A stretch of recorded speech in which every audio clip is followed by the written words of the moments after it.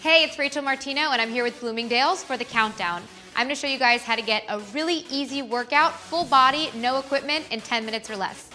Bloomingdale's, let's start the clock. So we're going to start with 10 squats, so make sure to get as low as you can, power up through the legs, and squeeze your butt at the top. Next, we're going to do 10 burpees. This is a great full body workout. Put both hands on the ground, jump back, and then hop back up. Next, we're going to do push-ups, so put both hands on the ground, lower the chest down slowly. If you need to modify, just put your knees on the ground. Next, 10 sit-ups. So this is a great core exercise. Just lean all the way back and use your breath to push yourself back up.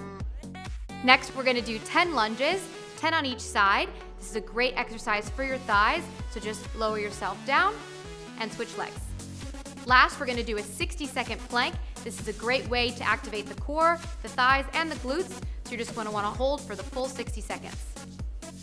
That's a wrap on the countdown. This was an easy way to get a 10-minute, full body, no equipment required workout.